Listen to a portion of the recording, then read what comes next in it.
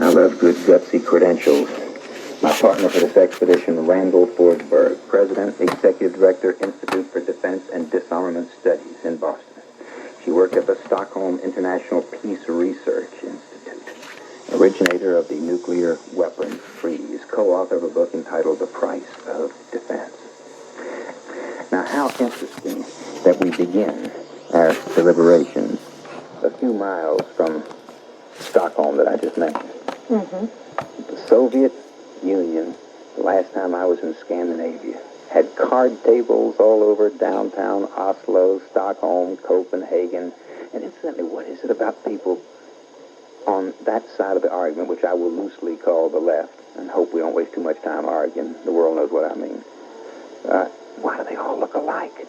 Whether they're in New Paltz, New York, or downtown Drammen, Norway, there are some things that are interesting. What does that look? Even though they're not important. Usually bearded. Hope you don't think that applies to me. Oh, no. Sort of a radiant Woodstock flower child. Not exactly hippie. How about those adjectives? Do you think they apply to me? No.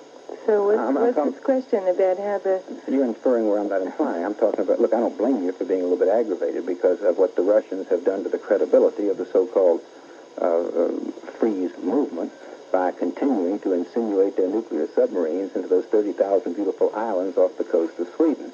My point is, the same people who say, let us make the Baltic a nuclear-free lake, seem to have no emotional difficulty casing every single Swedish naval base and sending their stuff wherever they want to, arrogantly and without impunity. Long-winded question, Ms. Forsberg, but the words just before the question mark, I guess, would be, can we trust the Soviets enough to make it worthwhile to sit down at a table and try to work out a freeze proposal? At the moment, there are a lot of points of view from which I don't think we can trust the leaders of any nation to do things that are always in the best interest of most of the people. Leaders of nations get pushed around by economic interests, by politics, by the bureaucratic system within which they find themselves. My job is not to decide how far the Soviet leaders are trustworthy. It's to try to create a world in which we do not put our survival in the hands of people that may not be trustworthy. To try to change the institutions sufficiently that we don't have to rely on the motivations of individuals in bureaucracies always to come out right, to get those bureaucracies operating in a way where they don't end up killing millions of people. One admires your kind of idealism so much that one almost begins to feel like a war criminal raising the obvious. And I don't want you to feel like a war criminal. I'd like to change your views. I don't feel like a war criminal, but there are an awful lot of well-meaning people who will think I sound like a war criminal when I say, wait a minute. The Russians, the Soviets, have proven singularly untrustworthy since we first started making treaties with them after World War II. Now, you speak of countries as though there are countries and leaders who get pushed around by economics. I think we've got to distinguish between countries like the United States and countries like the Soviet Union. I agree with that completely. I would like to get countries like the Soviet Union and Eastern Europe to be more like the countries of the West, to be more democratic. Who wants to put these people behind an iron curtain, behind a brick wall, close them in, strengthen their KGB, strengthen their internal repression, perpetuate that system forever? The announcer sometimes talks of one of the fighters getting his head straightened up by an unexpected uppercut. You've just straightened up my head with an unexpected uppercut. I expected you to gloss over the distinction between Soviet totalitarianism and American Western democracy. Instead, you say, no, you'd like to bring more democracy into the Soviet Union. Will you explain? I mean, I second the emotion. I'll join you on the ramparts with a broken bourbon bottle to bring more democracy to all people that don't have it. But how is our submitting, and I use the word advisedly, submitting to a nuclear freeze agreement with the Soviets, how's that going to bring democracy to the Soviet people? Believe me, building more nuclear weapons is not going to bring democracy to anybody. Well, I mean, that's very much like me saying, what good is more stuffed what is stuffed cabbage going to do to bring democracy to the Ukrainian people? All right, say, well, I think that's... a lobster grenadine is not going to do it either, you know? All right. I argue that building more nuclear weapons doesn't bring more democracy. You can argue that stopping the production of nuclear weapons won't bring more democracy. I would agree with that. I think that you have to go a lot further in other directions after nuclear freeze to get... You have occasion in Sweden to study the history of the Stockholm peace proposal, the Stockholm peace petitions of the early Cold War, late 40s and early 50s? No, I didn't. Well, I've got to give you amnesty and pardon in that case. But you see, the Soviets have already, when I say in our lifetime, I guess a lot of people weren't born yet, but certainly in my lifetime, have already pulled what the young people call a number on the world through the beautiful peace-loving Swedes and Norwegians. The Stockholm Peace Appeal was the first real political rip-off. They got all that. It was a Soviet front designed to do exactly what a lot of people fear the nuclear freeze forces are trying to do now. Lull the West into thinking some accommodation is possible, and they want peace, and they're trying to get petitions pushed, and look, the Swedes are neutral, and they're in the middle, and they want... See, if it were the Moscow peace petition, it wouldn't have the credibility of the Stockholm peace petition. So I'm aware that people have taken advantage of good intentions in the past. I think that we're in a new age now where we have satellite reconnaissance of all types, photography, infrared, other types. We have electronic eavesdropping. We've put together a complete map of the military production system in the Soviet Union. If I had a secret coach from the sidelines, a little hidden microphone in my ear, my coach would be saying to me right now, "Congratulations, Barry, the first part of the trap worked." She went for all that nuclear surveillance stuff. Now, I'll close part 2 of the trap momentarily, but you reminded me of something which I think is the most fascinating thing I've learned in all my years of broadcasting. Where was the Luftwaffe born? Great question. You can break up dinner parties with it. Some people will say, well, probably in the flatlands of Schleswig-Holstein in northern Germany. Others will say, well, no, there was an occasional airstrip in the Bavarian mountains, easier to conceal. Some people say, well, I guess it was right around Berlin where the aircraft industry... The German Luftwaffe, the Hitler-Nazi Luftwaffe, was born in the Soviet Union, in the town of Lipetsk, which the Nazis simply sort of rented from the Soviet Union in the days before anybody thought they would ever fight, for the purpose of evading the Versailles Treaty and building Hermann Göring's Terror Air Force. All right. I'm glad you went for this modern spy satellite thing. I don't deal comfortably with gangsters or aggressors or people who I think are trying to maintain slavery over their own peoples and extend slavery unto others. I felt that about Adolf Hitler. I feel that about the Soviet Union. If others don't, then please come, because it's my favorite kind of broadcast. Why not forget about a treaty and simply say to the Russian High Command, the Soviets, we're not going to do a blessed thing. We are not going to expand by 1 millisquidgen our nuclear potential. We are going to let it rust. We are going to let it rot, unless through our surveillance we see that you are not. Whatever you are doing, we are going at least to match you. And if our hawks get the upper hand in Congress, we're going to overmatch you. We'll double you. We'll triple you. We'll swamp you. But we are going to do absolutely nothing so long as you don't. No treaty. We don't want to sign treaties with the likes of you. It just sets us up for... There are innocent people who think, who might go through life thinking, well, hey, we have a treaty with the Soviet Union. Others of us have longer memories and know that those treaties, up to now, historically, are worthless. What's wrong with the Farber plan? First of all, I can't agree with that. Every treaty the Soviet Union has signed since World War II concerning nuclear weapons, they have adhered to very, very strictly. The SALT I Treaty, signed in 1972, included provisions for checking on what looked from satellites like they might be violations on the Soviet side. That has been called on, that provision, 14 times since 1972, in cases where it looked like the Soviet Union was doing something that they weren't supposed to be doing. In each one of those cases, the Soviet Union have explained, they've opened up something that was partly concealed, or they've stopped doing something that was on the borderline when they were called on it. I have the feeling that you are giving us various dimensions of time. You say the Soviet Union has lived up to all of its arms agreements. Not that there have been that many. No. But insofar as they have chosen those of all the many agreements that we've signed with them to live up to it, I mean, if they ever get in the habit of living up to agreements, Americans are going to uncork champagne and drink, because we're going to get several $100 billion back that they have owed us since the end of World War II. I just can't agree with that. The United States is taking in a lot of money on, for example, not merely, these nuclear arms agreements don't have anything to do with money, but if you look at grain agreements, trade agreements, we have publishing rights agreements, and there are all kinds of standard procedures that bureaucracies and economies have to Well, work through. obviously, if they need our wheat, they are going to live up to the terms or it will be cut off. I'm talking about in the days when we were trying to make treaties. It may have been some extreme right-wing bumper sticker, but I remember the figure they violated 50 out of 52 major treaties since the end of World War II, and I saw this somewhere in the middle of the 1950s. My point is that if they choose those to live up to, it is because they need whatever those treaties give to them.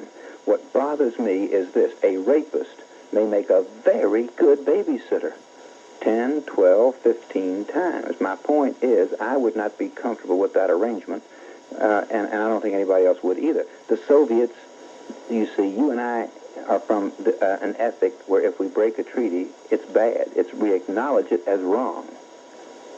The Soviets have a different concept of ethics. They say whatever serves the communist revolution is morally justified.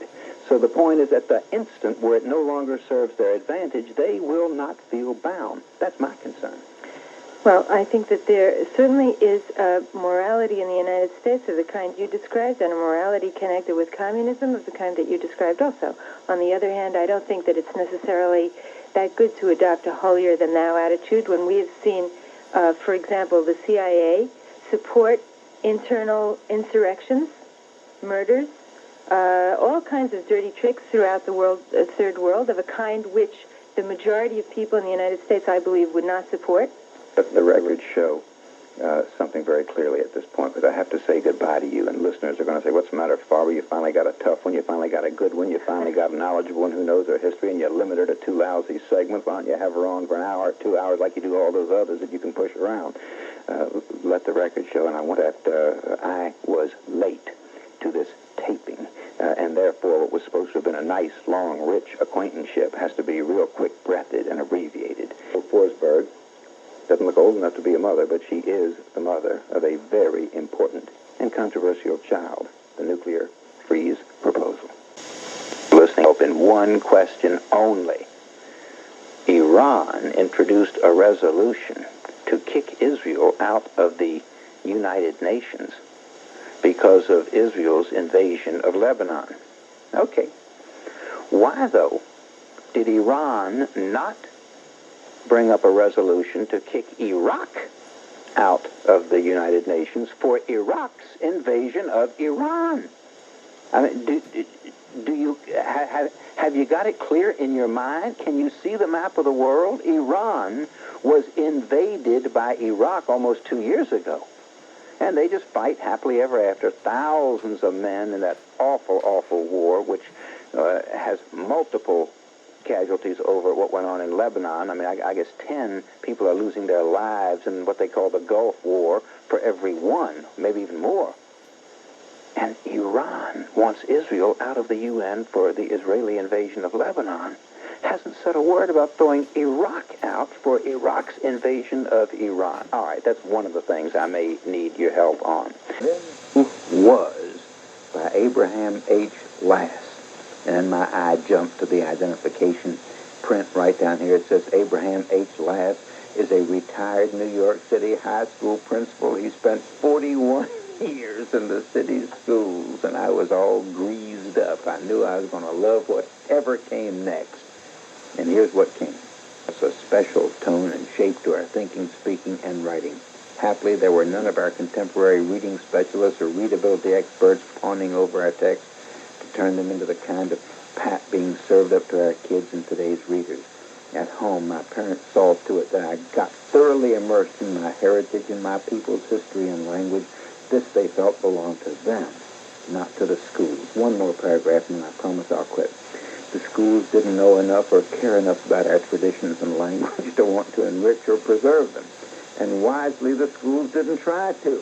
They had all they could to do to give me what I could not get anywhere else, an education that would move me into the mainstream of American life, unencumbered by the handicaps today's immigrants are being saddled with. Well, I was already in a state of standing applause when I got to that point in Abraham Lass's article. Enjoy Abraham Lass as much as I do. He's a retired New York City high school principal. He spent over 40 years in the New York City public school system. Arnold Cohen is Associate Professor of Math at Middlesex College in New Jersey, has been for 15 years. Gentlemen, if you wonder why I called you all together, let me take you back to the state of Florida. You see, America is the only country in the world, first world, second world, third world, superpower, or non-entity. America is the only nation in the world where illiteracy is on the rise. Now, I cannot conceive of a high school graduate who cannot read and write. We have hundreds of thousands, but I don't see how it's physically possible for somebody to graduate to 4th grade and not read and write. Now, forget today's modern whiz-bang teaching methods. Forget the sophistication. Forget the years of accreted knowledge. I'm going back to the 1930s in North Carolina. The stupidest kids in the 4th grade could read and write. Go to the state of Florida, and I'm trying to go calmly and not angrily. The state of Florida did something magnificent. Don't call it the Deep South or the Dumb South or the Old South or the bigoted South. Look what Florida did for all of us. Florida went to the federal courts and said, we have too many high school graduates who cannot read and write. They are illiterate. We, the state of Florida, want the power to deny them a high school diploma. And the federal government had to take a pill and lie down. They said, oh, no, you can't deny it. Oh, peer pressure. They won't feel right about it. The state of Florida said, no, we want the state of Florida high school diploma to mean something. And in order to mean something, you've got to let us withhold that high school diploma from people who can't read and write. There was a hard-fought, very arduous, laborious case, and the state of Florida won. They won the right to withhold a high school graduation diploma from any high school student who was illiterate. Now, mind you, the victory doesn't thrill me because the condition depresses me so much I cannot be thrilled. The idea of a high school graduate anywhere who can't read and write is something I'm not going to accept in my lifetime. Unfortunately, I'm still young. But they won the right to withhold a high school diploma from anybody who could not read or write. The federal government said, okay, you don't have to give them a high school diploma. You've got to give them a certificate saying they attended 4 years of high school. The state of Florida said, okay, groovy, we'll give them that. But we're not going to give them a Florida high school diploma. So Florida is, to me, in a way, first in education because they fought that thing. I think all the motivation has changed radically. As a matter of fact, the fact that there are extremely high grades given for low achievement is exactly the point. In other words, high grades are given for mediocre achievement. Therefore, students will aspire to mediocre achievement. If high grades were given for excellent achievement, believe me, most students would aspire to higher achievement. So it really goes back to something in the structure of the schools. Failure is considered rejection now, psychological term for rejection. If a student fails, someone is rejecting him, parent, teacher, whatever. And they can't take the frustration of failure. And this is one of the problems. Who can't take the frustration? The people who are advocating that failure is rejection. In other words, they cannot accept the idea that if someone fails, this is not a thrust to the heart of their self-image. I hold it. Now, I read a very depressing article today in the New York Times. I can't say I agree with the conclusion. It was about bilingualism, and it questioned bilingualism, but it didn't question, it's like questioning Hitlerism. I say you've got to question Hitlerism enough. If you question Hitlerism a little, I'm not your friend. Well, I think bilingualism is one of the biggest consumer frauds in the history of the United States. I think it leaves the kids illiterate in both languages. But it was showing scorn to what they call total immersion. I remember with fondness total immersion. Abraham Lass, of course, remembers total immersion. He just wrote a Times article, questioned total immersion. It questioned that. It said, we know only of the successes of total immersion. What is bilingualism? Bilingualism means that you teach kids of other languages, and it would be easy if it were just Spanish. It's not just Spanish, it's 50 languages. But you teach the children in the public schools in their language, math and history and geography, and then they're supposed to glide in like a flight plan, glide into the English curriculum. And it's a total fraud. The foreign language becomes a crutch. It doesn't work. Now, what do? I say, like the Indians, I'm a hardliner. I say dump them into a class and let them flounder. Because I know of no case where a flounderer ever failed. This thing in the New York Times accused us of revering only the few who succeeded and ignoring the ones who sank. I don't know of one student who sank. Now help me out. Were there students from Germany in the 40s and Czechoslovakia and Poland and Hungary and Yugoslavia and Greece and Spain and Italy? Were there students who came here and got dumped into our classes in the 2nd, 3rd, 4th, and 5th grade and sank? Did they take them home and put them in the attic and we never heard about them again? I think 100% of them learned English that way and joined the rest of us. You want me to answer that question, Barry? The answer is that under any system, whether it's total immersion or whether it's bilingualism, there are going to be failures. It's inevitable.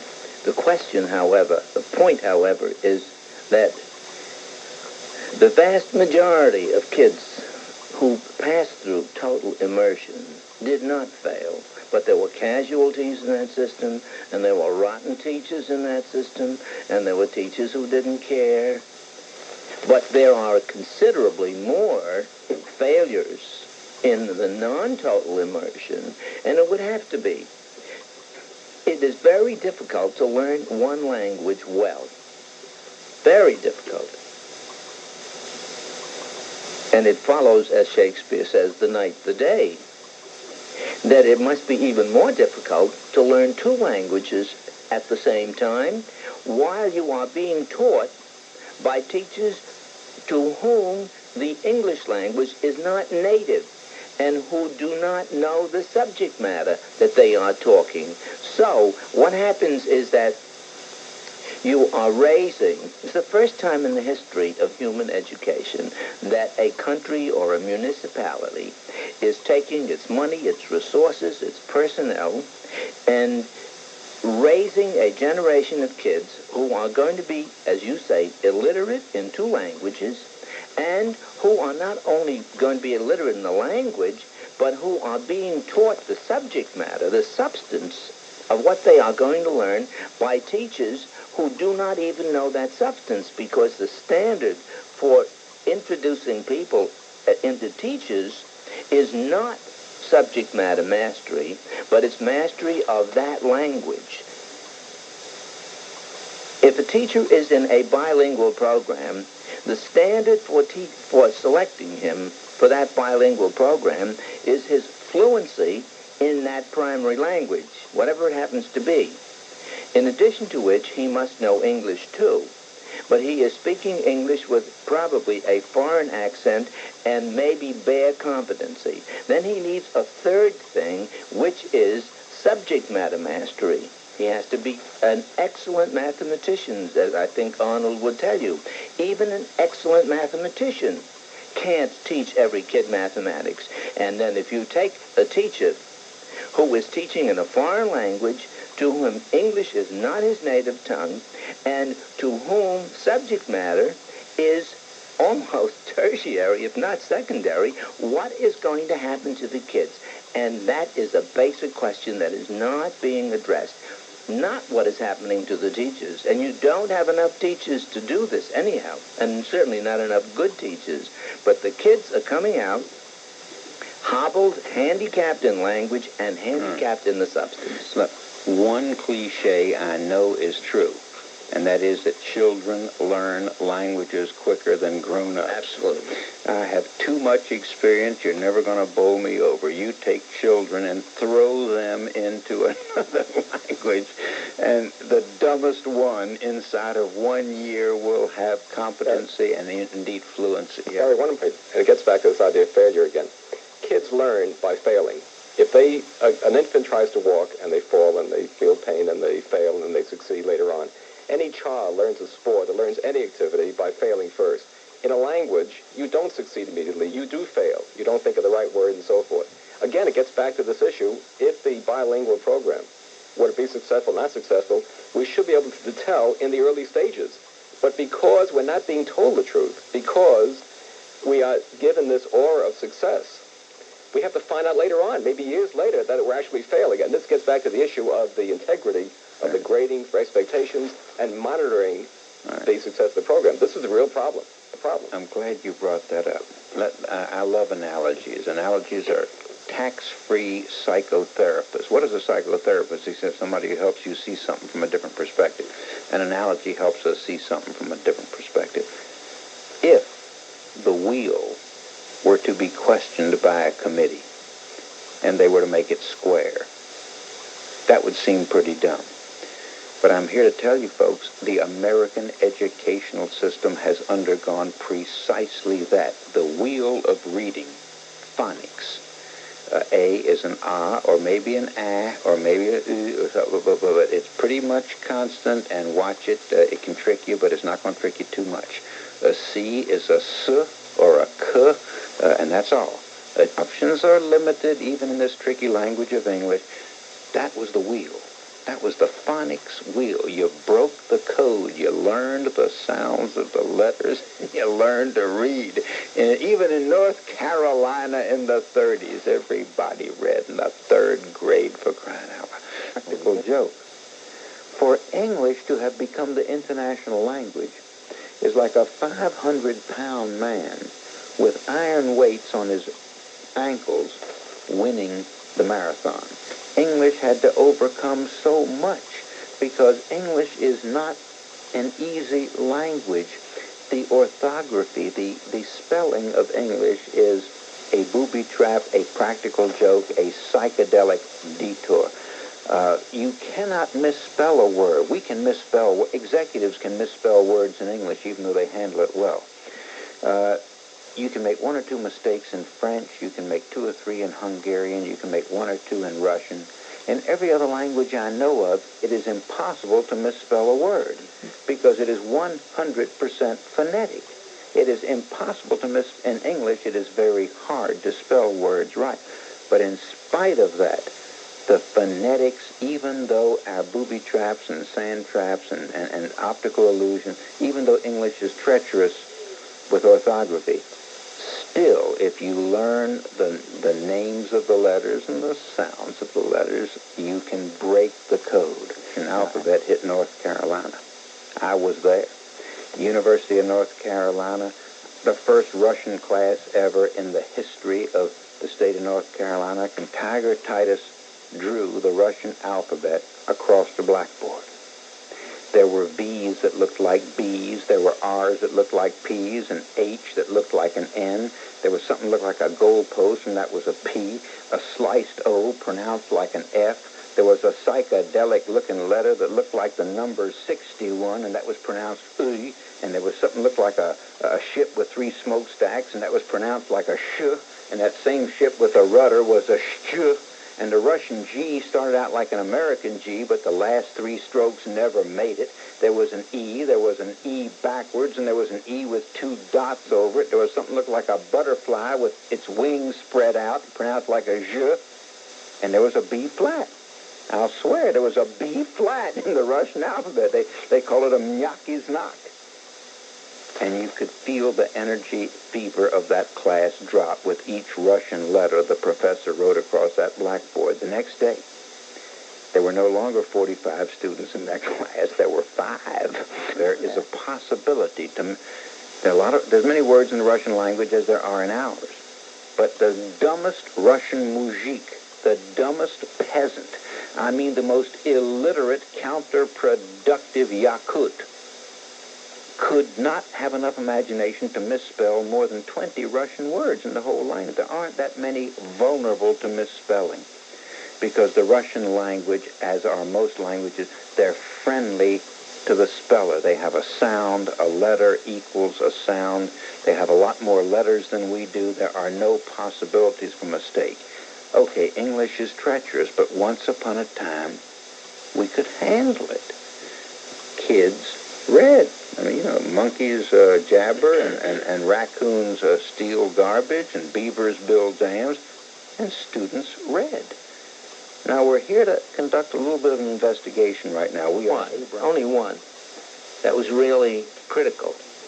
And it made use of the old techniques. You take everything out of context, only what you want. You leave out what you do not want. And then you create, particularly for people who haven't read the original article, the completely opposite. The theory, what came out of that one letter was that school that made me and millions of others in the way I described it, she said that school, not that it had failures in it, which of course it did, but that school never should have been.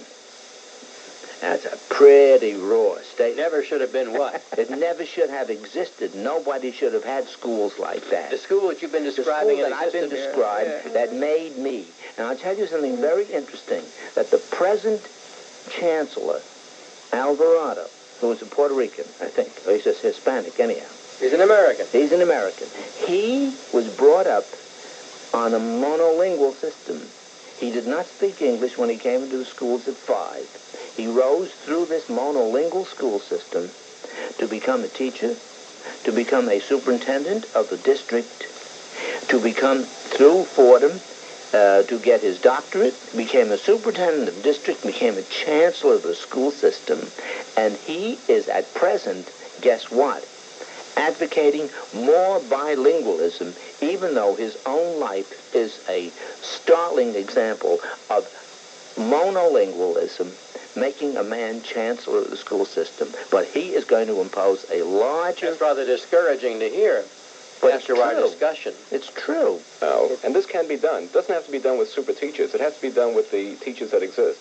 You can reinstill self-respect, but self-respect starts with reporting the truth. And unfortunately, teachers, through intimidation from above, parental intimidation in some cases, administrative intimidation, their own false premises about what makes for success in education through the graduate schools of education have led them to believe that you should give the appearance of success, and this will reduce the hassle you would get from other people. Therefore, you live more easily, you're calm, you can relax, until the explosion results, which is when the student finally gets to college or beyond, finds out he's illiterate. For example, in New Jersey, we give a test to all incoming freshmen in the colleges in basic skills, math and verbal. Students who, every incoming freshman takes this. 11% of the students are proficient in elementary algebra test. Yet, almost all of these students have gotten an A, B, or C in the high school average in math courses. Standardized testing to ferret out the truth, because for years, teachers would resist standardized testing by saying, well, we are teaching, we have standards, and we don't want to be limited by the standardized testing syllabus. However, if it wasn't for standardized testing, we would not now know that there was a decline in the education in the schools. We would think, because of the grades that are given, which are highly inflated, that we are very successful. So it did take standardized testing. For example, back in the early 70s, one of the large teacher organizations in New Jersey objected to standardized testing for basic skills.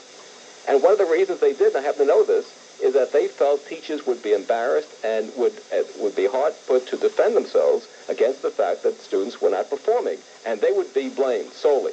Now, I contend that teachers should have taken the heat and then explained that they are not the sole responsible people, but at least they would have diagnosed the problem in time and said, let's go on from here, let's be honest, let's not lie to the public, let's not lie to the students, let's be honest, and then they could have proceeded, and then we go ahead. But the campaign to legitimize black English as a language is over, and I think that is cause to celebrate.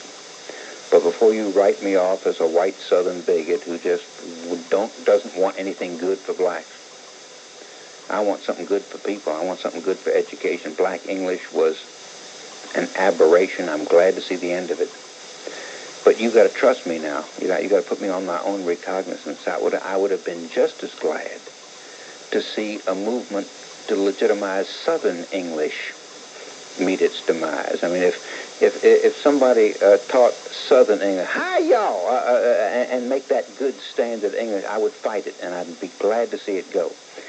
If somebody had tried to legitimize Yiddish English and put out grammar books teaching it's correct to say Do you want I should bring you some herring? That's okay, Yiddish, English. I would be just as happy.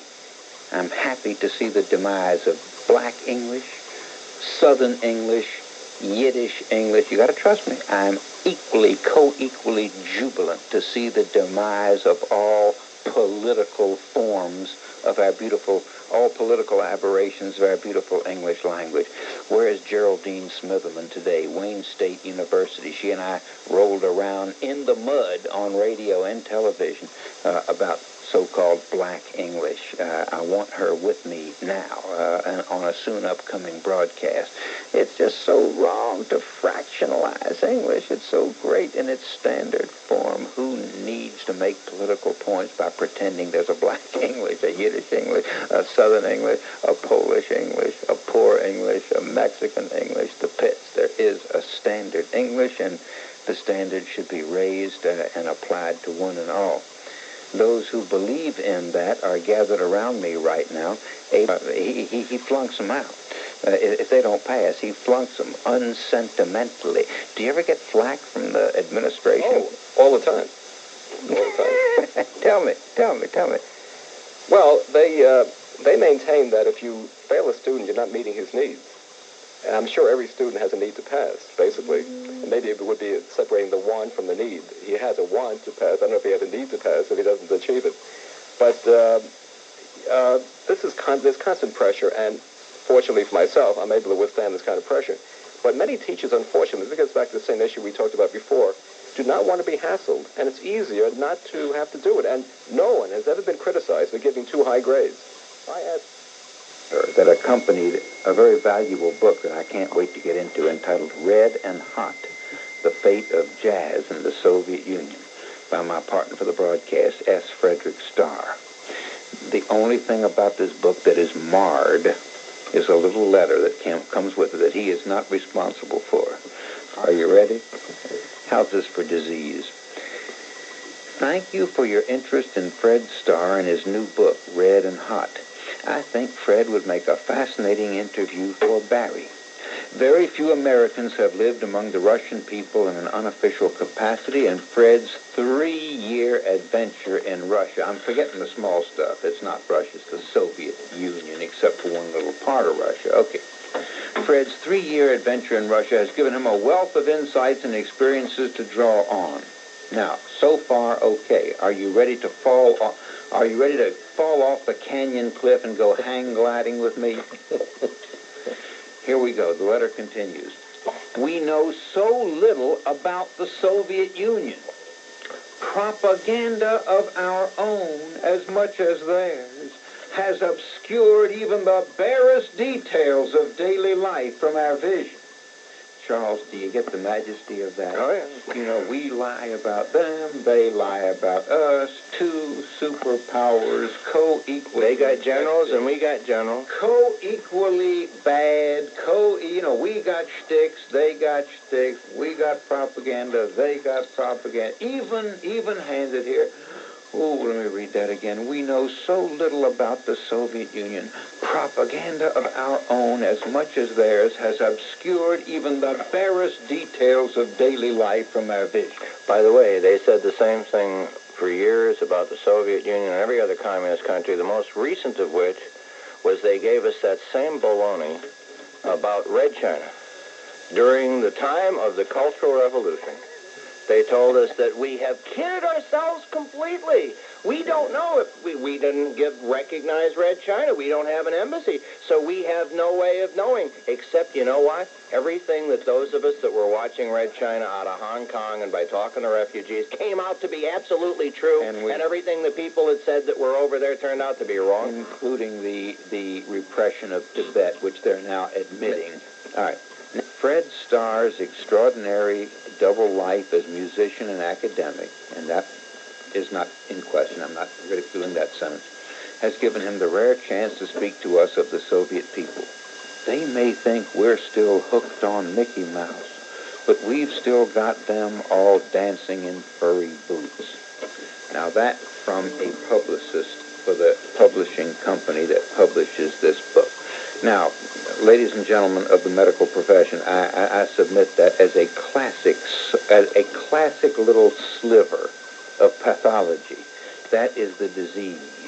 There are nice people in the world who think that we lie about them, they lie about us, we distort them, they distort us, and in point of fact, they have the gulags, they have the Iron Curtain, they have the absolute lack of freedom of mobility, of expression, of religion, of political opposition, of habeas corpus, of independent judiciary, of egress, meaning freedom to get out if they don't like it, whereas we have all of the above.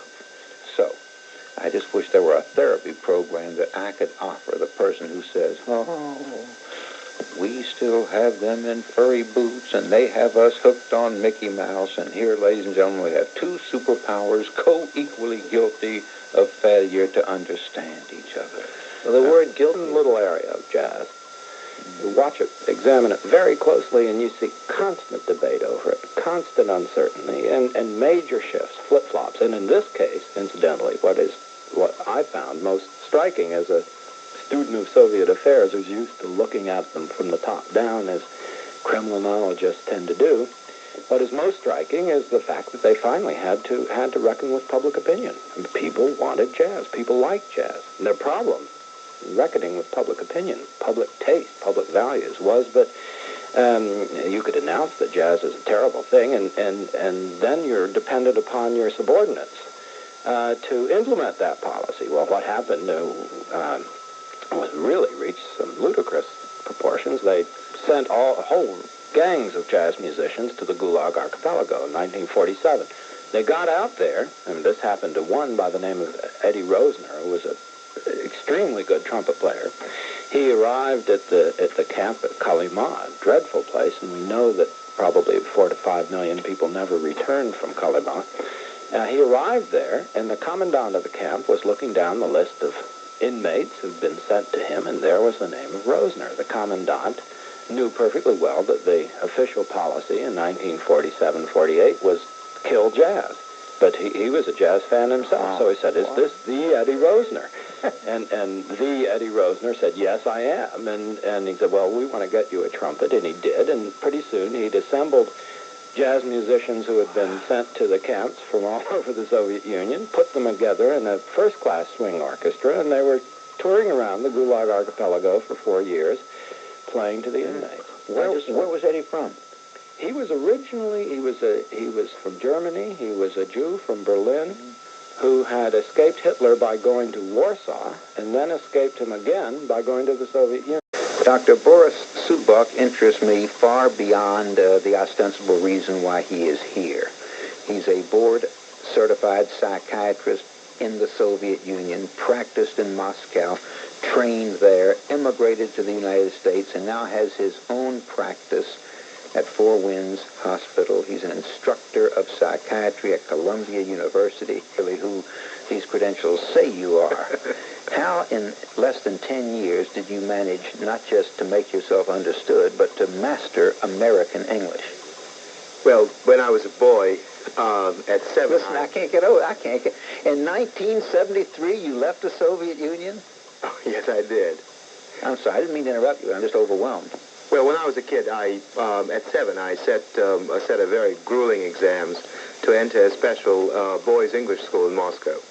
Sort of an elite school, and I was a token Jew there until 2 years later my brother became a second token in the lot.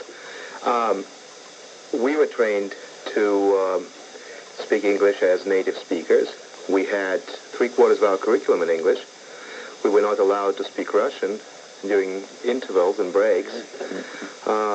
They gave us everything from horseback riding to etiquette to ballroom dancing. And then, to the great surprise of my principal, I, having been selected for diplomatic training, I decided to be a doctor. So I'm the only one among the 13 of us who were selected who didn't go. Mm-hmm. And there's no staggering fee attached to Soviet psychiatry. There is no fee. Medical care is free. Mm-hmm. which is to say that people are underpaid, and with that surplus, the government maintains educational and health delivery systems. I pride myself on being one member of the American media who does not need your rapid subtitle. I understand exactly what you mean when you tell me that psychiatry, medicine, rent, all the et ceteras are, quote, free, unquote, in the Soviet Union. Yeah.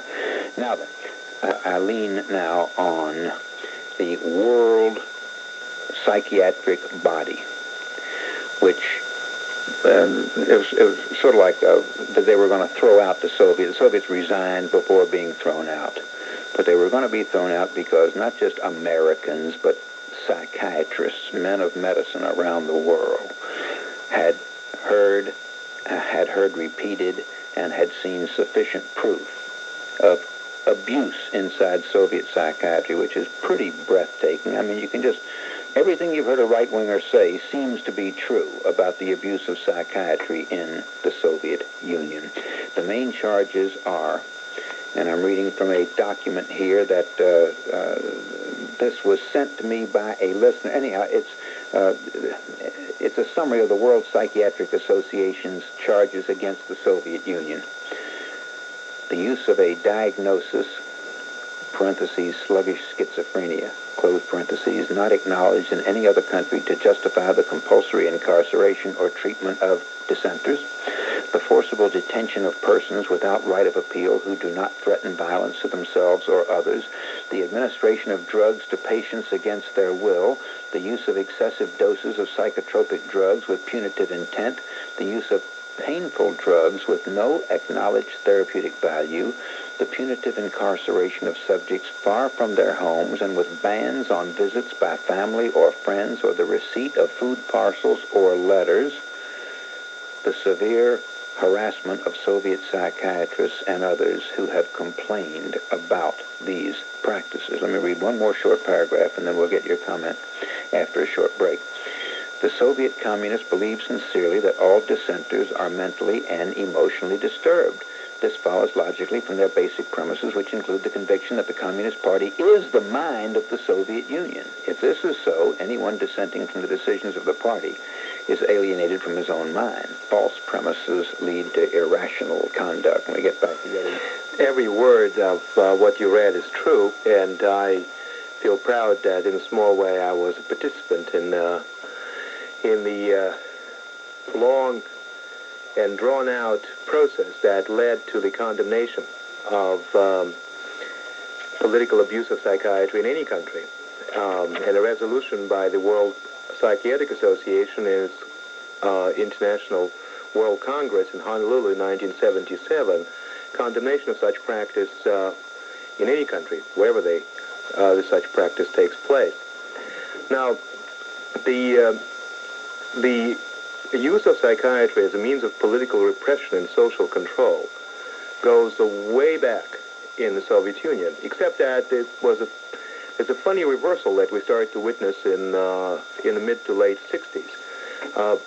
During Stalin's time, there were plenty of good, honest, ethical psychiatrists who would help people to escape imprisonment and labor camps and almost certain death of starvation or something worse than that by declaring them mentally ill. And I know at least 24 people, many of them in prominent position in cultural and professional life in Moscow and other places, who were saved, literally saved, because they were protected by a diagnosis. They were ill, officially, so they can go on and write their books on obscure Dutch painters of 14th or 15th century. Now, in the late 60s, something very alarming started to happen, and at that time I was a medical student, and I worked at night and on weekends as an orderly. Late 60s were after Khrushchev and during Brezhnev. Yes, that's after Khrushchev's spring and after he was kicked out. And I worked in a psychiatric hospital. In the Soviet Union? In the Soviet Union. In the Moscow area? Yes, in the best hospital in the country.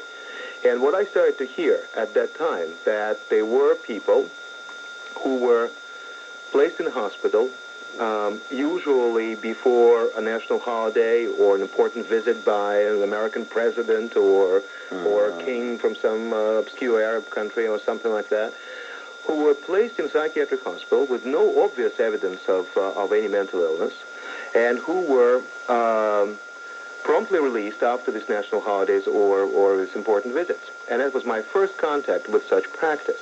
Later on, a few friends of mine were arrested by the KGB for the activities that were deemed to be illegal, even though, in our judgment, they were very consonant with the very limited, but still some liberties guaranteed by our Constitution. The Soviet Constitution. Yes, we just read wrong books, and a few of my friends were caught at passing those books to other people. And to my great surprise, it was one of the most tragic moments of my life, I discovered that two of them, in the course of interrogation, were seen by psychiatrists in prison, on the prison ward, and were declared mentally ill. It took more than a year for me to understand what was the nature of that practice. Let me quickly summarize it for you.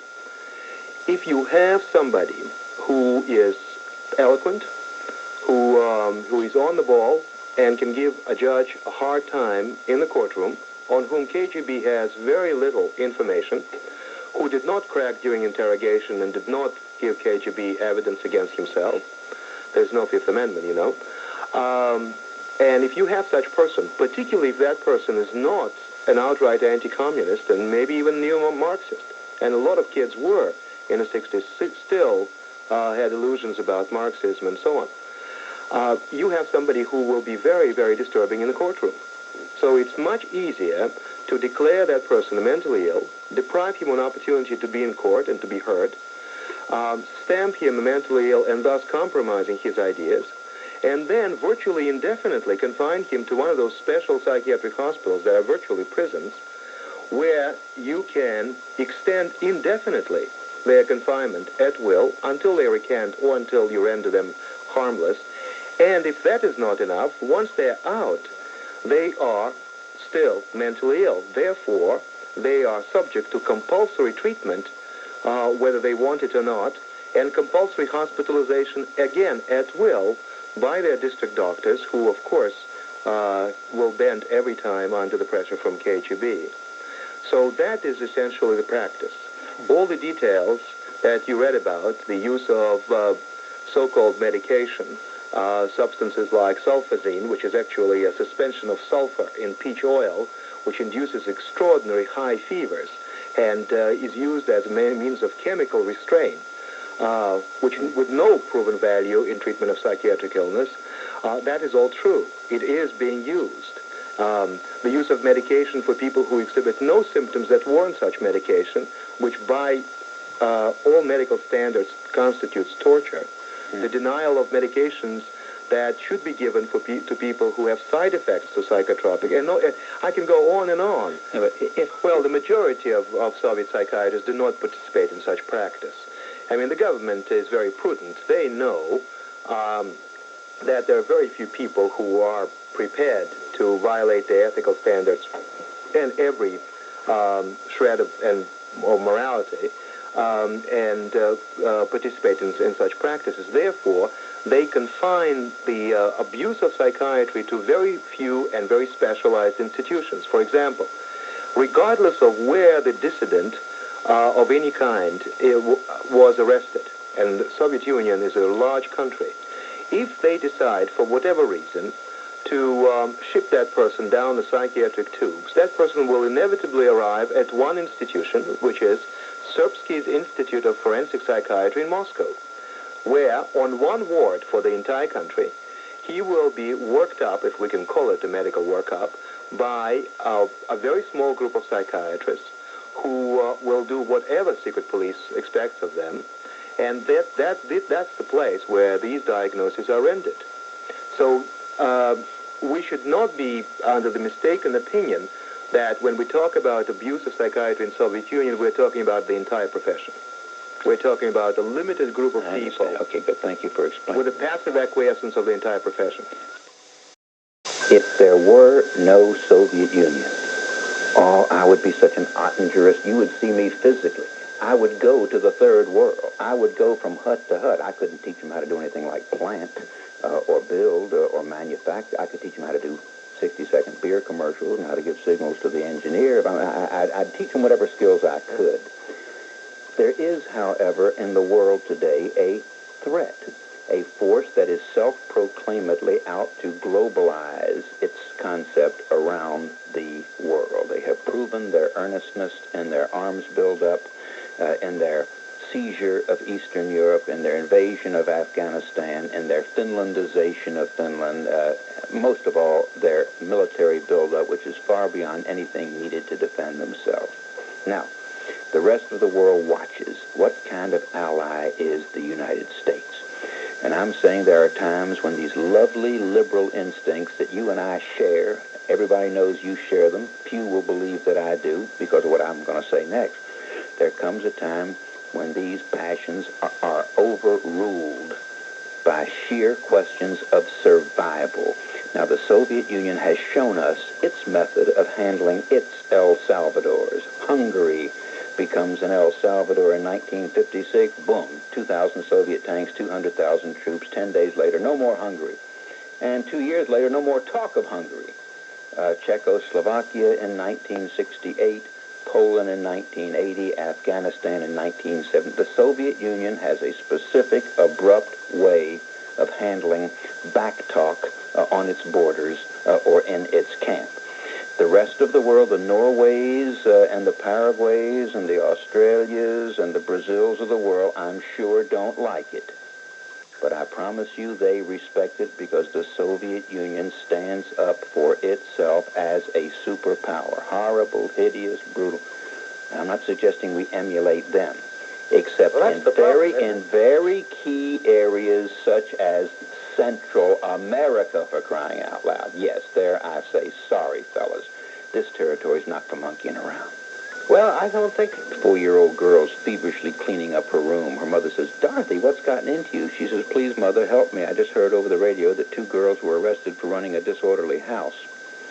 Now, there are disorderly houses and disorderly houses. There are brutalitarian occupations, and there are non-brutalitarian occupations. You give me Afghanistan, where the Soviet Union, believe it or not, before the astounded eyes of the world, is trying to eliminate 16 of the 17 million Afghan people. The cliche that wafts around is, all we need is 1 million people here to run this revolution. The rest, they don't care if they kill them, they don't care if they gas them, they don't care if they shoot them, they don't care if they push them into Pakistan, but that is their pacification campaign. Now, I offer you, on the other hand, the American version of that. I think what we did in the Dominican Republic in 1965 is magnificent and forgotten, and probably forgotten because it's magnificent and makes a lot of liberals uncomfortable. There was about to be a blow-up in the Dominican Republic. President Lyndon Johnson said, no thanks, we don't need any more like that, and Marines invaded. I wish more liberals would learn how to say that in front of a mirror.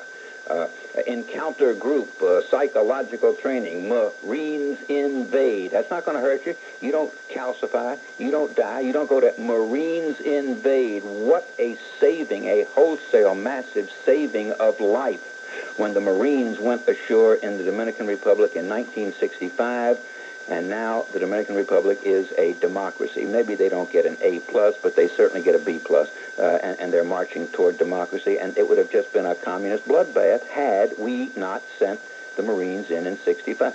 So, and they don't hate Americans there now, so you don't have to be a Soviet Union in Afghanistan. You can be a United States in the Dominican Republic. That's a different style of taking care of your interests as a superpower.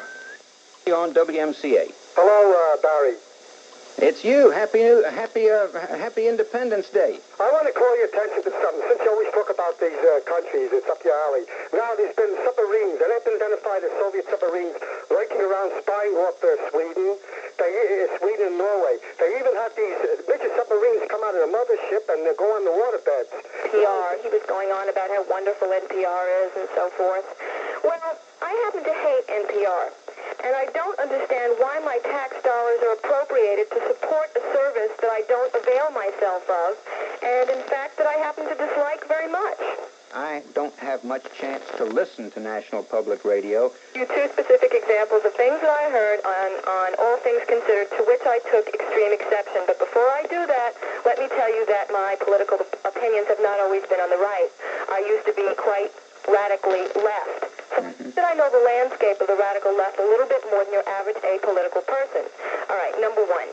I heard a commentary on the worldwide economic system given by a young woman, and of course she was going into the usual thing about how it was all the fault of the industrial nations of the North, and that the wealth should be shared with the poorer, less developed nations of the South. I think you're familiar with that kind of argument. Yeah, that's sometimes they call themselves socialists, sometimes they call themselves less radical, revolutionary. There's a certain kind of person who cannot look at a fat man standing beside a thin man without concluding that the fat man got that way at the expense of the thin man.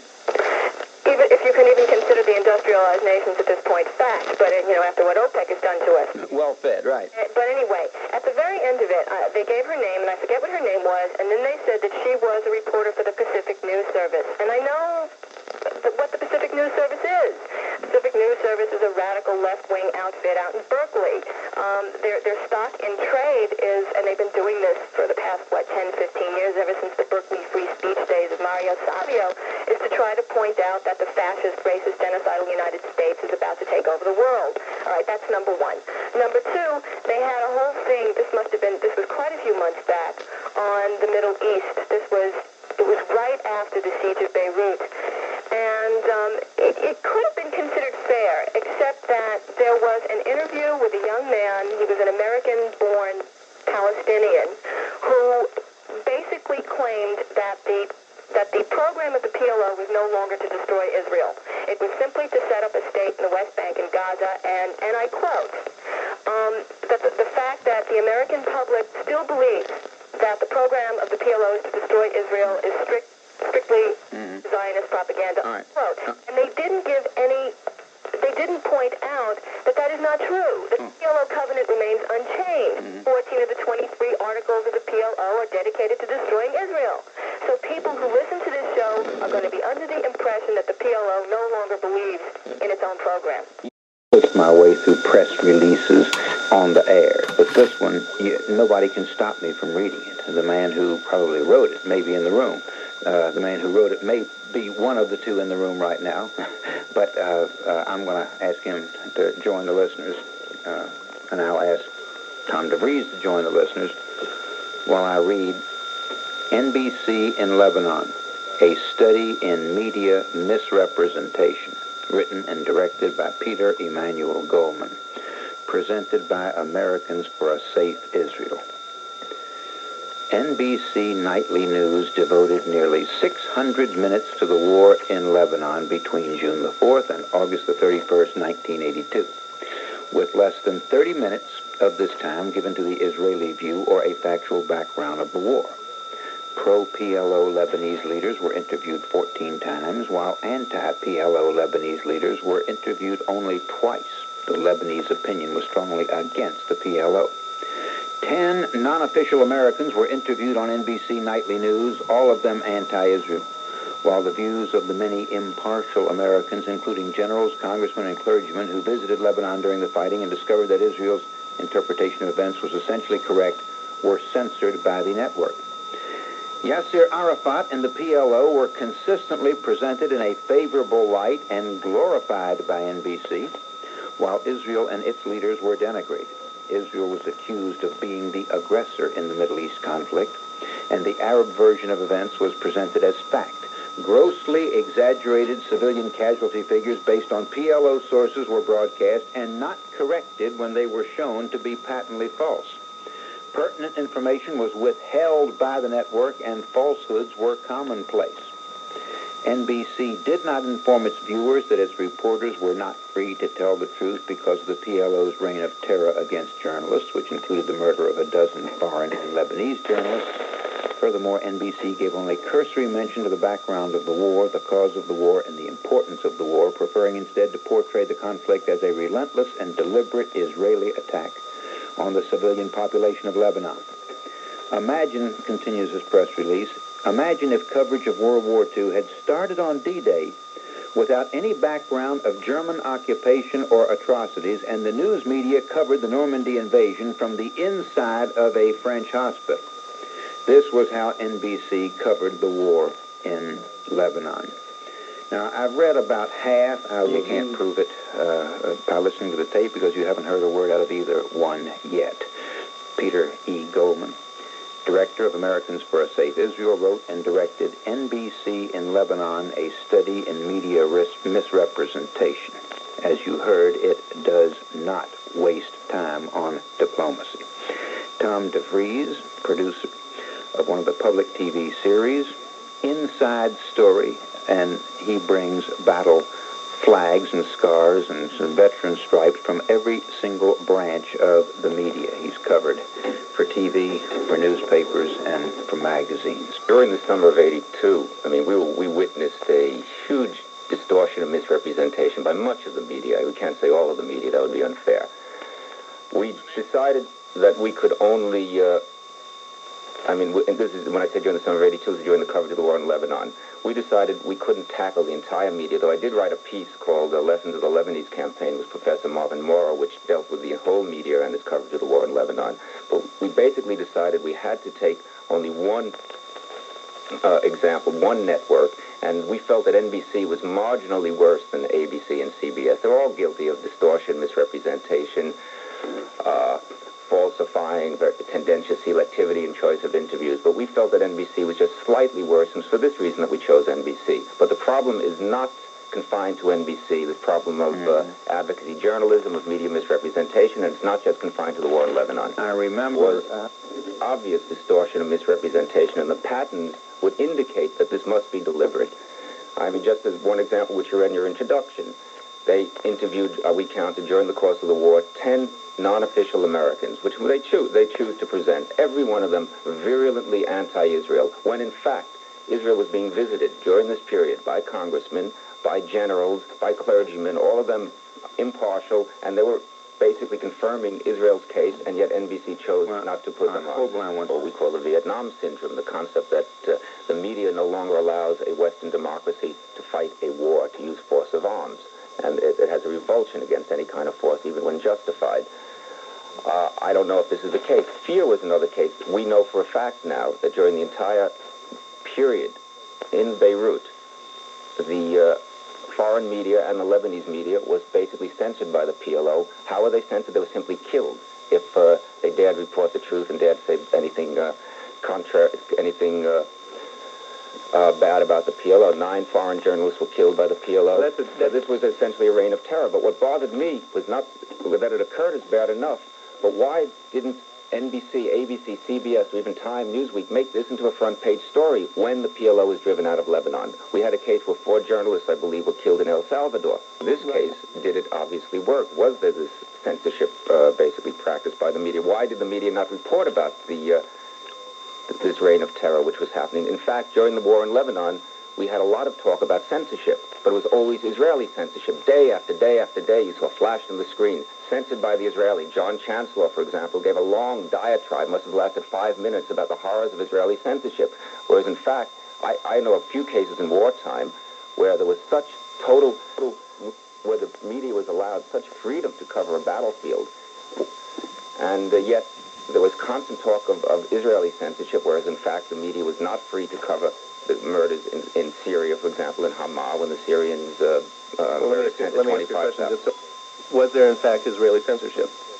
There was some censorship being practiced. So the argument is whether... Let me finish. In wartime, every democracy practices a censorship. I found the amount of censorship, considering the situation, to be very minimal for a nation at war. But the real censorship was being practiced on the other side, and this was not mentioned by the media, but censorship of the worst kind, simply saying that censorship by murder, by terror, by intimidation, total censorship. And we did not see John Chancellor say, our reporters are not free to report what they wish because they're going to be murdered. This is a horrible thing. It comes back to what you had stated. In El Salvador, in Vietnam, when journalists were, in fact, intimidated, or as you say they were, this did not stop the reporting. Why did this happen why did this happen in Lebanon and Israel? Because my feeling is that it fits in with the bias of the media, which meant if they were to report about how horrible the PLO really was, this would go against the PLO bias, which was apparent throughout the coverage throughout the war. Just for example, I looked obviously at every single minute of NBC's news coverage. Every time, with one exception, was only once was a derogatory word said about the PLO, and then there was on the screen every day. The PLO was shown as loving family people. They were shown as cleaning up neighborhoods. They do not kill Jews. This was reported on the air. They love children, love babies, seek only peace. On the contrary, the Israeli leaders, the words used to them, they were called, I have it here, they lack credibility, intransigent, they attack refugee camps, they are super hawks, and they were inhuman.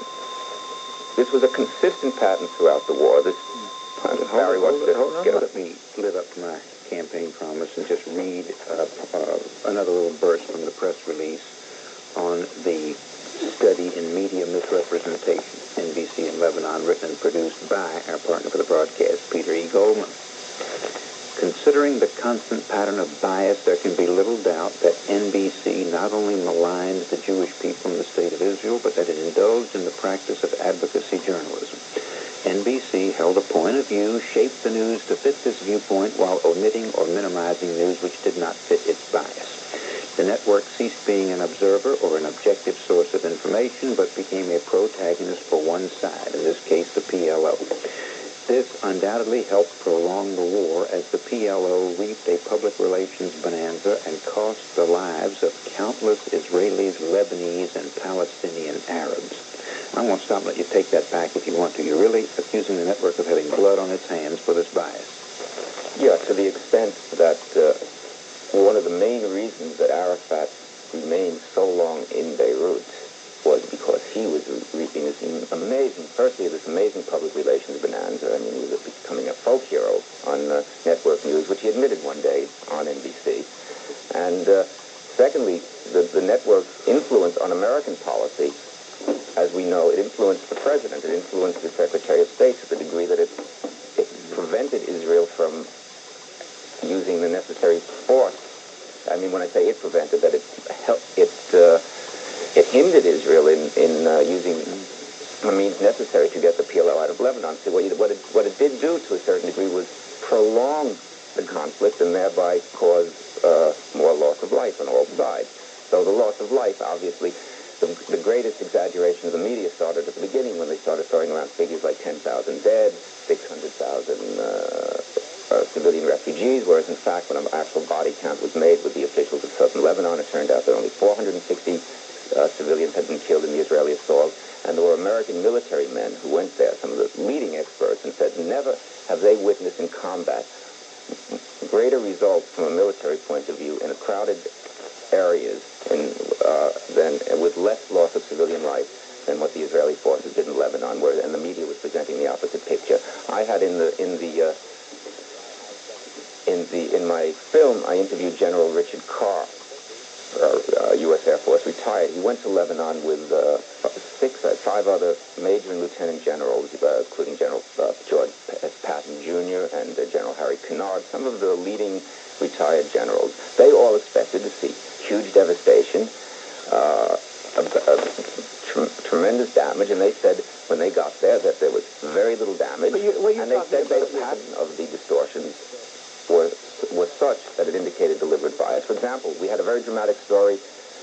I mean, the media was reporting that there were 600,000 refugees in southern Lebanon, whereas in fact we know that there were very few, and there were only 500,000 people living in the area. At the same time, there were 100,000 Lebanese streaming back towards the south, towards the Israelis, who had been refugees from the PLO during the PLO's occupation of Lebanon. This was dramatic, and yet there was not one mention of this on NBC, on ABC, on CBS. This would have been the most dramatic story imaginable. The 8-year brutal reign of the PLO, the stories which came out of there, some of which I included in my film just a little bit. Yet, why did these stories would have certainly won points, if you want, and won Nielsen ratings, and yet they were not chosen. So to me, this indicated a deliberate choice on one side rather than just, as you say, kiting stories. The Arab view, but let's just say the Israeli view, is the Arab attempt to destroy the state of Israel. I cannot recall. Let's just take one example of a leading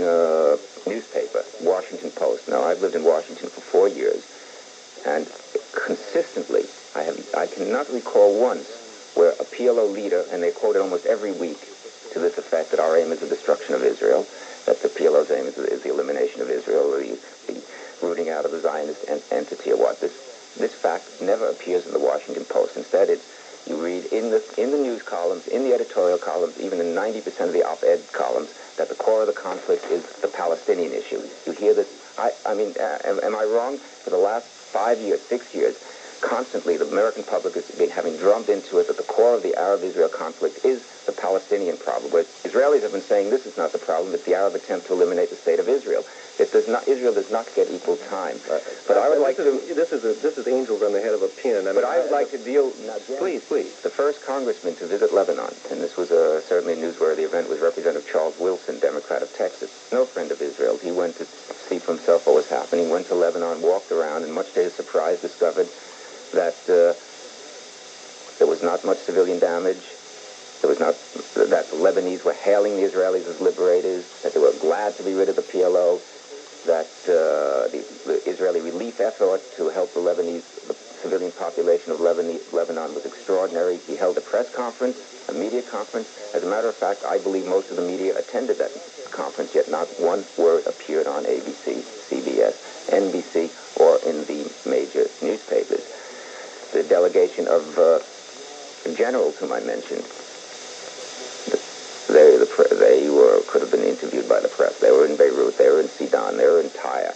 There was a delegation of 50 clergymen who went to Lebanon from all over the United States to see for themselves. All of them came to the same conclusion that what they had seen on the networks was not true.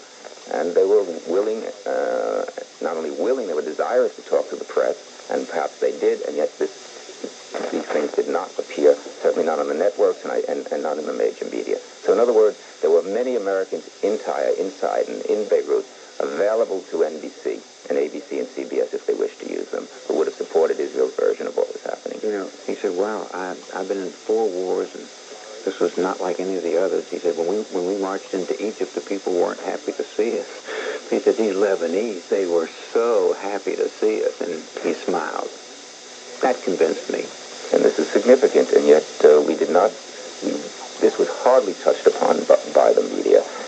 And as you had read in the press release, the impression I got, because as I said, I watched all 12 hours of NBC News, and I got the impression that it was as if World War II had been reported starting on D-Day, on June 6, 1944. No mention of German atrocities, no mention of the German occupation, but they portrayed the Allied attack as a unrelenting assault on the civilian population of France. This is to mislead and deceive the public. And this is, yes. Carry it on out. Don't stop there. Pretend that in the last days of World War II, Adolf Hitler and 7,000 of his Nazi SS troopers had been trapped into one corner of West Berlin, whereupon all the great moral forces in the world say to Eisenhower and to Patton and to Soviet Marshals Zhukov and Timoshenko and British Viscount Montgomery, stop, ceasefire. Come on now, don't be... Let them go to a port.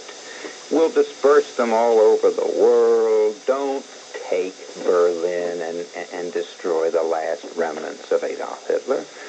Not nice. Now, say that there was this huge conspiracy involving everybody in the media. Let's be clear about that. I did say that the pattern of coverage, the pattern of bias, was so consistently for one side that it indicated a deliberateness, certainly on the part of much of the NBC correspondents and editors. Just any statement. I recall one from the film. Mubarak met Prince Fahd of Saudi Arabia, and the NBC comment was, now that these two people have gotten together, their friendship can be renewed as they face threats, as moderate Arab states face threats from Israel and revolutionary Iran. Suddenly, Israel is the threat to the Arabs and is compared to Iran. I mean, this is a total reversal of reality, and this was not an exception. Isn't Israel supporting Iran in the war with Iraq? I mean, isn't that true? But this is not what the statement said. It said the moderate Arab states face a threat from Israel. In other words, that there are two threats in the Middle East. One is Israel against the, quote, moderate Arab states and Iran. This is a reversal of reality. The Arab states and the Arab League is on record in the PLO covenant as seeking the destruction of Israel, and yet NBC consistently presented the opposite way. And this was not just once a slip-up. This was these type of things were repeated very, very often. Tom DeFries has pleaded the media guilty on a charge almost as dire as the one presented. We'll get back to that after a short business break. May 1982. This is on the bottom part of page 1, section 2, on the right-hand side, entitled Editor's Note. And the italics say, under this heading, the Times amplifies articles or rectifies what the editors consider significant lapses of fairness, balance, or perspective. Now let's listen to this. In several articles beginning March 28, the Times reported on a mysterious illness that had stricken hundreds of Arab residents of the West Bank, most of them schoolgirls. First reports suggested that the illness was caused by mass poisoning, but Israeli and American doctors later concluded that the symptoms, including dizziness, nausea, and headaches, had been caused by mass hysteria. Articles on April the 4th, April the 5th, and April the 26th reported on these medical investigations, but because of the positions and relative lengths of the articles, the overall effect was greater emphasis on the charge of poisoning than on the Israeli rebuttal.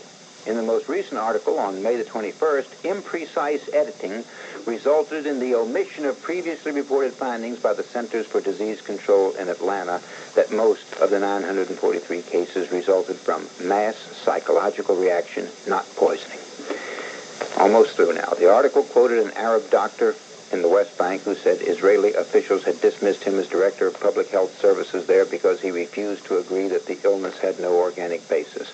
The article omitted the Israeli explanation for his dismissal, that he had allowed leftists to loiter in the hospitals, that he had discouraged the hospitals from releasing the schoolgirls after they had recovered, and that he was trying to inflame the situation.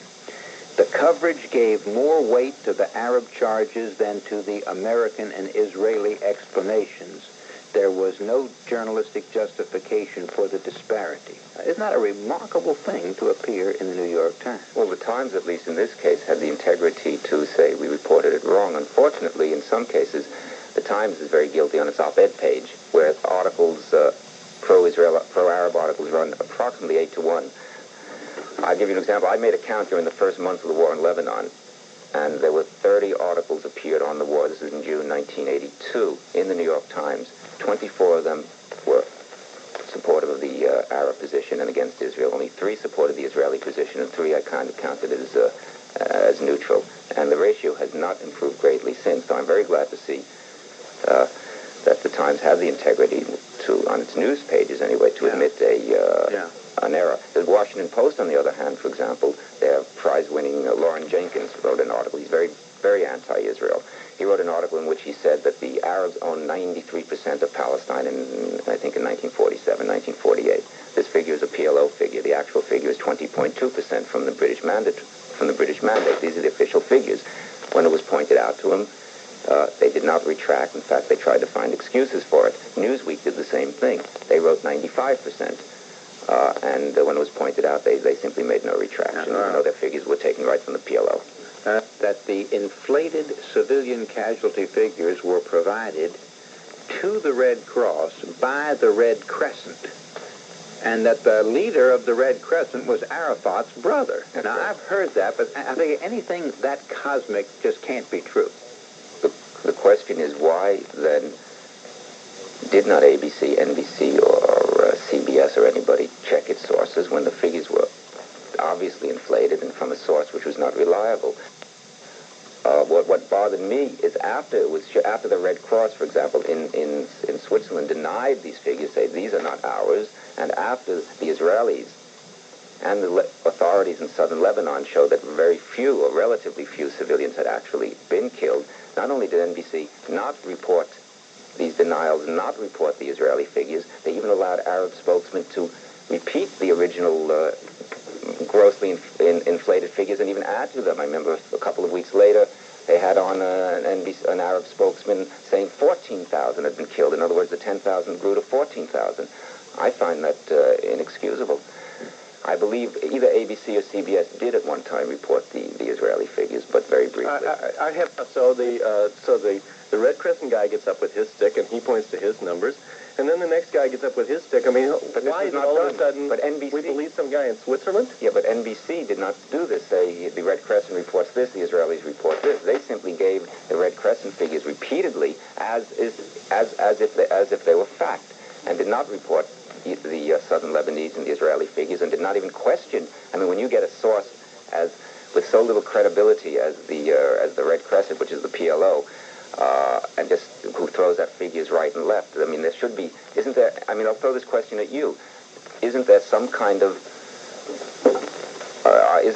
don't journalists, I mean, when they get the sources, don't they, before they put it on the air, don't they have some kind of check or some type of way of checking the credibility of these sources, or they just throw out whatever anybody tells them and this becomes fact? A different kind of accusation to say somebody's ignorant and to say that somebody's evil. That's a real different thing to say. And in the case of the American press, and I think particularly television, the largest thing that can be laid at their feet is that they're ignorant. Well, I, of course, thought that if this happened once or twice or three times during the war, yes, I could agree with you. It happened every single day, and the press had ample opportunity to learn what was going on, as we discussed before. Let's take the example of Beirut, which you just mentioned. The mayor of Beirut, certainly no friend of Israel, said after the war that, yes, I mean, I'm not denying there wasn't any damage done to Beirut, but he said, look, 3/4 of this damage was done prior to the Israeli incursion during the PLO Syrian occupation of the country. And yet this was not reported on the networks. They gave the impression that Israel was indulging in a war against civilians. Jessica Savage would repeat constantly, there's nothing left in West Beirut to be destroyed. Nonsense. The city is reduced to rubble. Nonsense. There was a lot of rubble. Most of it occurred before the Israeli invasion, and yet the networks were pounding away night after night that Israel was decimating a city. This to me is a little bit more than an honest mistake, because of the consistency of it, it kept happening. Let's take one day, I recall, August 12th, which was the day of the heaviest Israeli bombardment during the war. NBC had on, they said that thousands of tons of bombs are falling on West Beirut, and they gave pictures and making it appear as if Israel was engaging in saturation bombing, statements, random attacks on civilians, etc., etc. It turned out that day, and there was an American observer there, Colonel Dupuy, who has written 80 books on military history. He counted 150 bombs being dropped. I found out the official figures from the Israelis. They made 77 sorties, and they said they didn't even drop 150 bombs. A lot of it was just noise bombs. And it was all against very specific targets, against the PLO, who were hidden among civilians. What a difference. The American public was being told, and not only on August 12th, but night after night, that Israel was engaging in this kind of saturation destruction, whereas in reality Israel was engaging in very, very specific attacks on PLO targets and causing very relatively little damage. And it gives a totally different impression of what you're the war is about. You're arguing, again, I would be a fool to get into an argument about how many individual bombs were dropped. But you arguing that they were conducting a very carefully humane war? Is that the argument? Well, no war is humane because people get killed. Right. What I was saying, and this was confirmed by people like Colonel Dupuy and others, that you had a situation, and this, for example, why were there civilian casualties at all? We had an occupation situation. Lebanon was occupied by the PLO and by Syria, and the PLO hid amongst the civilians. In fact, they held the civilians hostage. All this information was available to the networks. Israel, according to the military experts I've spoken to, came in and almost with a knife, it was able to rout out the PLO, causing a minimal amount of destruction. General Carr said that he has never been seen, and Colonel Dupuy confirmed this, they have never seen a conflict where there was less destruction in crowded civilian areas done by an army. And I spoke to many Israeli soldiers who told me that their orders were that they could have easily gone in and just sort of leveled everything, driven out the PLO, but they had to go in house-to-house fighting. They had, in order to spare civilian lives, at great risk to themselves. That most of the casualties, according to the soldiers I spoke to, came because of this. In other words, the Israelis, in a sense, deliberately lost lives in order to spare the civilian population of Lebanon. And this was confirmed by independent observers, and I mean very independent observers, American military people. Yet none of this was reported on the networks. If this had been not only reported but played up for to the degree it should have been, I think the public would have had a totally different impression of what went on. I think that basically the folks at home have learned to expect a particularly nice blend of kind of gossip and trivia, and if possible, a little war to look at before dinner. And that's what the news is. Now, to expect to turn that around during a war, or to try and make that serve the interests of promoting one side or another in a foreign policy debate is delusional. Basically, you're saying news is fiction, and the folks should be aware of that. Fine, if they were aware of that, but I'm afraid that they're not. I think perhaps if there should be a little caption saying either A, this is NBC Nightly News or ABC Nightly News, what you're going to see is dramatic fiction and it's for your entertainment, or saying that we are advocates for the PLO and we're going to present their point of view. I can't decide which of you is attacking the American media more. When we get back together, I'll state the various possibilities. On the other hand, I think a lot of it does come from the journalists on the spot. For example, both of these journalists and others from NBC went out of their way constantly to say there are no military targets here or Israeli shells are landing. Random shelling of civilians, indiscriminate shelling of civilians, destruction of neighborhoods. What picture does this present to the American public of a horrible war machine decimating civilians? Whereas in actual fact, this was not the case. Or at least there were, let me put it this way, at least there were many, many other sides of the case, and many objective people who were there who said, in fact, there wasn't a random shelling of the Israeli. For instance, just give you one friend. Pretend you two are members of my committee. I would have called you not long ago. I have been hearing all my life the cost of the market basket, and the market basket went up 1.5 cents in April and 2.5, and over the year the price of market basket 72 cents, 77 cents. Never a comma, never an explanation. Only when the cost of the market basket dropped under Ronald Reagan did I hear a network go into such an explanation as to how unreliable the figures are. They never told me all those years that it was going up, how this thing was done. I thought some wise people had computers and it was honest. They destroyed anybody's ability to believe the market basket figures from now on. They said, oh, there are about 18 cities, and the tester goes to one supermarket in each city, and he doesn't even comparison shop other supermarkets in that city. In other words, so don't get alarmed, folks. Don't think too highly of the present administration because the figure is meaningless. Now, if it's meaningless, why didn't they report it all those months that it was moving up, up, up, up, up? All right. Now, And where every time that the PLO, which is a terrorist organization which had brutally occupied Lebanon for 8 years, whose aim is the destruction of Israel, every mention of the PLO, with one exception, when John Chancellor one evening compared them to Al Capone's gang, but every other mention was favorable. It was almost a panegyric to the PLO. They were made martyrs. In the days between August 21st and August 31st, when the PLO was leaving Beirut, NBC devoted more time, and we did a minute count, to glorifying the PLO, and I mean, you almost were in tears about these poor people, than it gave to the entire Israeli viewpoint or to a factual background of the war during the entire 3 months. And so, whereas I would agree with Barron, there's no longer any judgment between totalitarianism and democracy. What's happened is the pendulum seems to have swung now towards the totalitarianism. We just had an incident with PBS, as you know, is in the New York Times, whereas, we can discuss this, a filmmaker, I think Jim McFadden was his name, did a film on Nicaragua, which was against the Sandinistas, and apparently all the other PBS films have been pro-Sandinista. He wanted to get it on. It was rejected.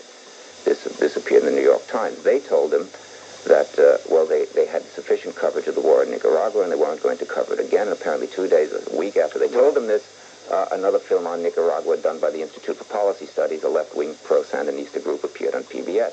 So what I'm saying is this problem of advocacy journalism is not confined to Lebanon. Is not a vicious attack on Israel, but rather a shallowness that characterizes virtually everything they do. I don't think they viciously attacked Israel. I think it's all nonsense. I think it's all shallow. It's all written and produced by people without a sense of history, which is an American problem. We are not taught history very well. We are tended to learn history as a series of anecdotes and personalities, and when those of us then are assigned as foreign correspondents and get our own safari suit, go out there and project that onto to real life events, we look foolish. Well, I think that's what happened. Go to the newsstand and look at what's on the newsstand. It's not a lot of discussions of one side or the other of Middle Eastern policy. It's gossip and bare people. That's what we got.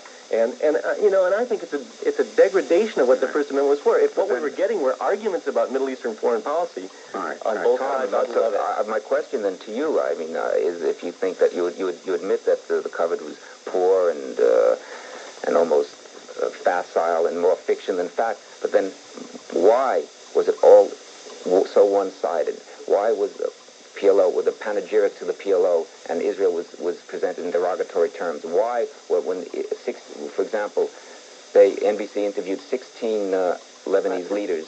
Why were 14 of them pro-PLO and only 2 anti-PLO, when in fact the public was exactly the opposite? You have a tremendous advantage of having made that count, and I wouldn't get out on that limb without having made my own count for anything. I mean, I'm just, even at this time of morning, I'm not going to make that kind of mistake. Why, for example, when they presented the Arab refugee problem, which was purely the Arab version, Jack Reynolds got there and presented it as fact. He just presented the myth that the Israelis drove out these Palestinians from Palestine, which was their land. This was presented. Foreign correspondence. I like that image of getting your own little safari suit and bopping off to some combat zone and getting off the airplane and having to file that night and not speaking the language and you trust the cab driver. I've seen it all. I love the way you put it.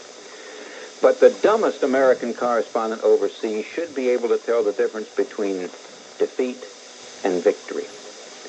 Now, I thought the leading propagandist of our century would never be excelled. He was one of Hitler's boys, not Goebbels.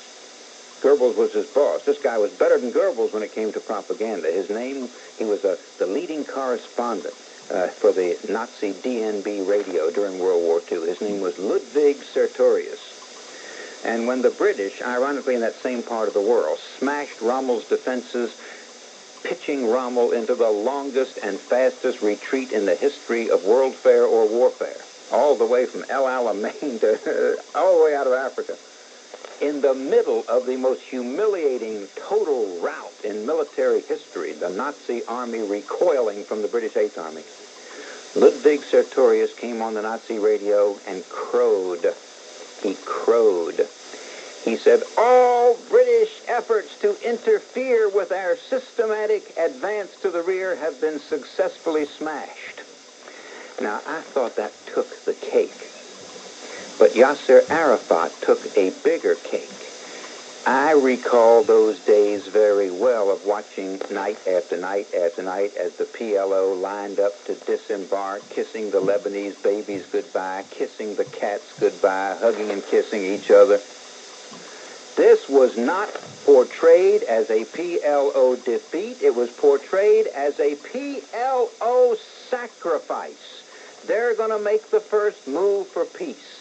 They are going to relinquish their treasured positions in Beirut to stop the warfare, stop this hideous Israeli bombing. So all of us peace lovers are supposed to shed a tear of gratitude to the PLO, are we not? Now, if we handle nothing else but that, I want your respective views on the portrayal of the evacuation of the PLO from Beirut as other than. It certainly wasn't portrayed as a PLO victory, although you had the feeling they would have liked to try to portray it that way. But it was certainly portrayed on television as a PLO non-defeat.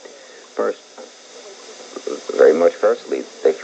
as you pointed out before, it made them seem that this was their country, which they were tearfully leaving. In fact, the PLO had been occupying this country, and what was happening while the PLO was withdrawing, which we never saw on the networks, was the Lebanese was celebrating. As Marty Parrott said in the New Republic, and where are the pictures of the Lebanese Christian women who demonstrated in East Beirut to celebrate, truly celebrate the departure of those who destroyed their lives and killed their loved ones? So the portrait given by the networks was, and of course I can speak specifically of NBC, which I viewed, was totally deceptive, totally misrepresented. They were pictured as departing heroes, loved by the Lebanese. I remember one on August 22nd.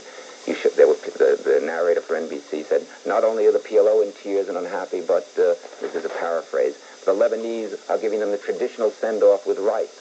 Whereas in actuality, 90% of the Lebanese, according to visitors to Lebanon, were celebrating and truly glad to see the PLO going, while NBC was telling its viewers that they were unhappy about it, that they were supportive of the PLO. This is, I hate to use the word lie because that implies, this is a falsification, of an extreme falsification. And what I said before, they devoted more time in these 10 days to this kind of glorification of the PLO until every mother in America was in tears for these murderers who had murdered 100,000 people or close to that in Lebanon, had destroyed 17 villages, had brutally raped and terrorized the Lebanese population. The NBC portrayed them as departing heroes, and everybody was in tears, and the reality was just distorted. To me, this wasn't accidental. It was so consistent, Tom, that I had to see it happen. I can give you an example. On June 27th, speaking of American negotiations, Steve Mallory gets on and says, an agreement has been reached. I'm paraphrasing again. The PLO has agreed to withdraw from Beirut if the Israelis will withdraw. The Americans have agreed to the PLO suggestions, but Israel has so far rejected the compromise. This was a falsification. There was no American PLO agreement. Where did Steve Mallory make that up from? But this was the kind of stuff we heard night after night from him, from Jack Reynolds, and from the others. Back together, I want Simon to tell us about that film. I'm 100% sure that there were bad refugees from Adolf Hitler who did tacky things in America. And I guess I'm not enough of a journalist where I say if it's there, let us have it. No. This population fleeing Adolf Hitler deserved a little consideration here. I'm glad we didn't find which man was unfaithful to his wife and make a page one story. I'm glad we didn't find which wife took drugs and made a hit. I'm glad we didn't find which kids robbed a box of Baby Ruths from a supermarket. I'm kind of glad we just let our overall view conquered our emotions and our practices in World War II, and we just said to refugees from Adolf Hitler, welcome, we're glad we can give you a haven. Now wait until you hear what a certain television operation did to the refugees from communism, the Russian refugees in the United States. This is see, but I would love to see. I wish I had the power to subpoena a tape or at least cause the film to be shown again from the beginning. What are we talking about, Simon?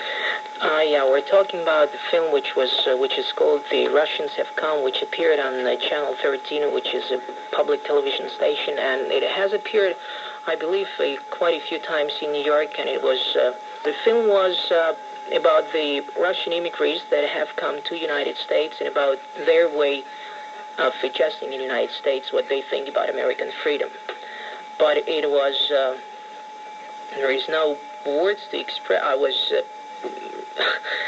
really insulted by the way it was the Russian immigrants were presented in the show, and I believe that the film was an open propaganda against Soviet immigrants. And it was supposed to be a documentary film, but the real film, because I know quite a few people who was in the film, and they said that the film wasn't documentary. It was kind of predetermined. The people were given scripts, what to say and what to answer and how to play it. But there is a person, his name is Sergei Dovlatov, who appeared in the film, and he said that what Channel 13 did to his interview is they just distorted the information.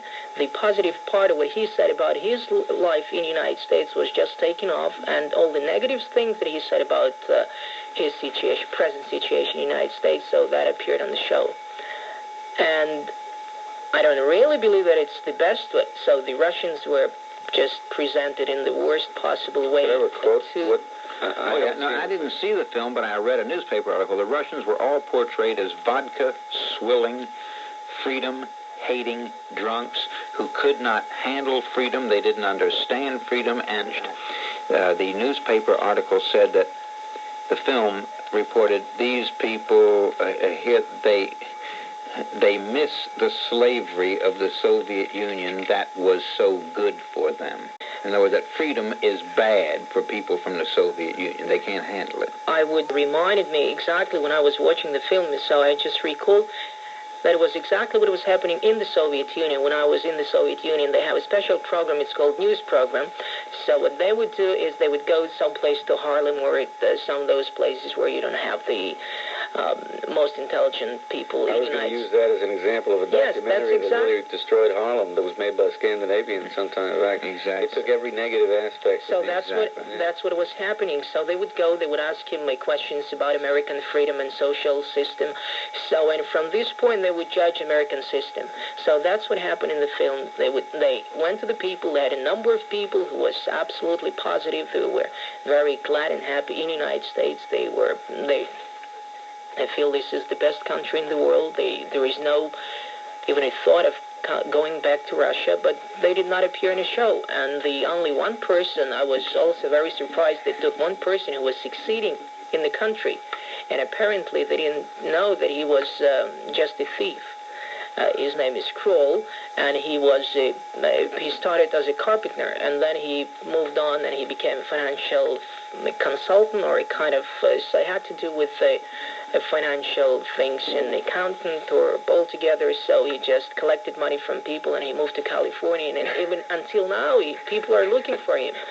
FBI, all these police, and they promoted him. They said, here is the person who was very successful in the United States. You're not allowed to take any money with you, but you're allowed to take your belongings. Can you give me an idea, if I'm right or wrong? What's the story about when you leave Russia, what you're allowed to take? Yes, when you leave Russia, I believe you're allowed to take, when I was leaving, so it was recently, I don't believe the situation has much changed, so you're allowed to take $90 for a person, so a family of 5 is living with $450. Plus you can take probably a few suits, just all necessary things for your life. So you can take your clothing, you can take food. I don't believe you can take any jewelries that are of any value. Can you take your furniture? I understand you can take your furniture. Yes, but you have to pay an incredible sum to transfer it to United States. I'm Bernstein, a student at Baruch College from the Soviet Union. He's been with us in the United States only 2 years, and his English is better than mine, which is not saying a great deal. But for somebody born in Kiev, Ukraine, Soviet Union, that is not bad at all.